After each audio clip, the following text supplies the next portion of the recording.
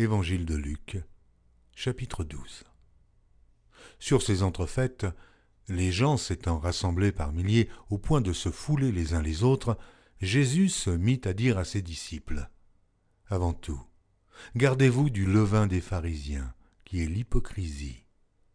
Il n'y a rien de caché, qui ne doive être découvert, ni de secret, qui ne doive être connu. C'est pourquoi tout ce que vous aurez dit dans les ténèbres sera entendu dans la lumière, et ce que vous aurez dit à l'oreille dans les chambres sera prêché sur les toits. Je vous dis, à vous qui êtes mes amis, ne craignez pas ceux qui tuent le corps, et qui, après cela, ne peuvent rien faire de plus. Je vous montrerai qui vous devez craindre. Craignez celui qui, après avoir tué, a le pouvoir de jeter dans la géhenne, oui, je vous le dis, c'est lui que vous devez craindre. Ne vend-on pas 5 passereaux pour 2 sous ? Cependant, aucun d'eux n'est oublié devant Dieu. Et même les cheveux de votre tête sont tous comptés. Ne craignez donc point, vous valez plus que beaucoup de passereaux.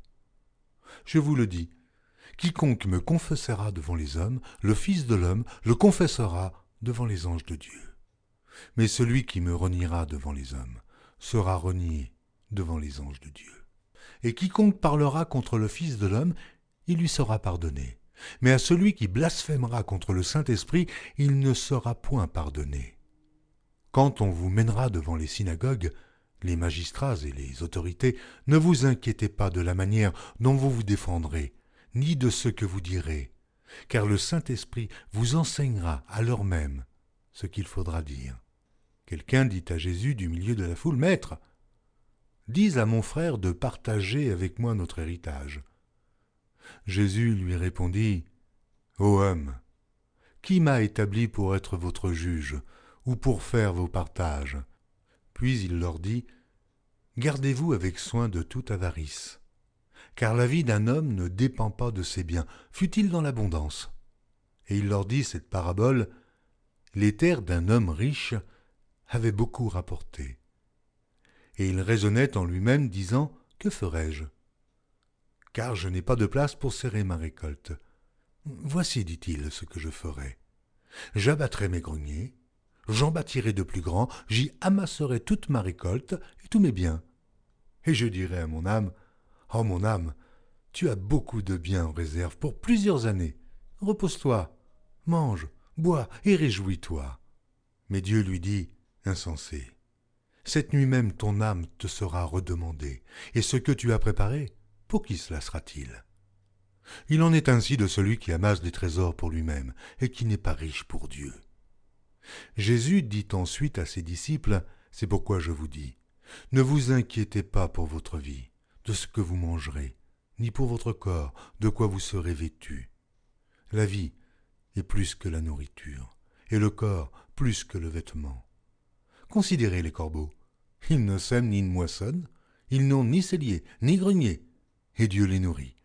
Combien ne valez-vous pas plus que les oiseaux ? Qui de vous, par ses inquiétudes, peut ajouter une coudée à la durée de sa vie ? Si donc vous ne pouvez pas même la moindre chose, pourquoi vous inquiétez-vous du reste ? Considérez comment croissent les lys. Ils ne travaillent, ni ne filent. Cependant, je vous dis que Salomon, même dans toute sa gloire, n'a pas été vêtu comme l'un d'eux. Si Dieu revêt ainsi l'herbe qui est aujourd'hui dans les champs et qui demain sera jetée au four, à combien plus forte raison ne vous vêtira-t-il pas, gens de peu de foi ? Et vous, ne cherchez pas ce que vous mangerez et ce que vous boirez, et ne soyez pas inquiets. Car toutes ces choses, ce sont les païens du monde qui les recherchent. Votre Père sait que vous en avez besoin. Cherchez plutôt le royaume de Dieu, et toutes ces choses vous seront données par-dessus.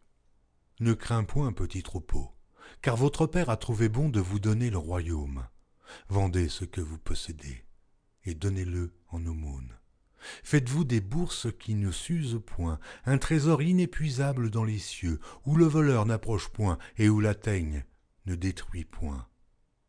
Car là où est votre trésor, là aussi sera votre cœur. Que vos reins soient sains et vos lampes allumées. Et vous, soyez semblables à des hommes qui attendent que leur maître revienne des noces, afin de lui ouvrir dès qu'il arrivera et frappera. Heureux ces serviteurs que le maître, à son arrivée, trouvera veillant. Je vous le dis en vérité, il se scindra, les fera mettre à table et s'approchera pour les servir. Qu'il arrive à la 2e ou à la 3e veille, heureux ces serviteurs, s'il les trouve veillants. Sachez-le bien, si le maître de la maison savait à quelle heure le voleur doit venir, il veillerait et ne laisserait pas percer sa maison, vous aussi. Tenez-vous prêts, car le Fils de l'homme viendra à l'heure où vous n'y penserez pas. Pierre lui dit, Seigneur, est-ce à nous ou à tous que tu adresses cette parabole? Et le Seigneur dit, quel est donc l'économe fidèle et prudent que le maître établira sur ses gens pour leur donner la nourriture au temps convenable? Heureux ce serviteur que son maître, à son arrivée, trouvera faisant ainsi. Je vous le dis en vérité, il l'établira sur tous ses biens. Mais si ce serviteur dit en lui-même, mon maître tarde à venir, s'il se met à battre les serviteurs et les servantes, à manger, à boire et à s'enivrer, le maître de ce serviteur viendra le jour où il ne s'y attend pas et à l'heure qu'il ne connaît pas. Il le mettra en pièces et lui donnera sa part avec les infidèles. Le serviteur qui, ayant connu la volonté de son maître, n'a rien préparé, ni n'a pas agi selon sa volonté, sera battu d'un grand nombre de coups. Mais celui qui, ne l'ayant pas connu, a fait des choses dignes du châtiment, sera battu de peu de coups. On demandera beaucoup à qui l'on a beaucoup donné, et on exigera davantage de celui à qui l'on a beaucoup confié. Je suis venu jeter un feu sur la terre, et qu'ai-je désiré, s'il est déjà allumé? Il est un baptême dont je dois être baptisé, et combien il me tarde qu'il soit accompli. Pensez-vous que je sois venu apporter la paix sur la terre? Non, vous dis-je, mais la division. Car désormais, 5 dans une maison seront divisés, 3 contre 2 et 2 contre 3. Le père contre le fils, et le fils contre le père. La mère contre la fille, et la fille contre la mère. La belle-mère contre la belle-fille, et la belle-fille contre la belle-mère. Il dit encore aux foules, quand vous voyez un nuage se lever à l'Occident, vous dites aussitôt, la pluie vient, et il arrive ainsi. Et quand vous voyez souffler le vent du midi, vous dites, il fera chaud, et cela arrive. Hypocrite. Vous savez discerner l'aspect de la terre et du ciel. Comment ne discernez-vous pas ce temps-ci? Et pourquoi ne discernez-vous pas de vous-même ce qui est juste? Lorsque tu vas avec ton adversaire devant le magistrat, tâche en chemin de te dégager de lui, de peur qu'il ne te traîne devant le juge, et que le juge ne te livre à l'officier de justice, et que celui-ci ne te mette en prison.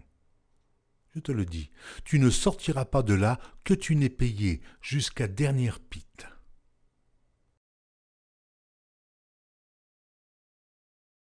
Retrouvez chaque jour sur EMCI TV une nouvelle lecture de la Bible illustrée en vidéo. Pour revoir ce programme, rendez-vous sur notre site emcitv.com.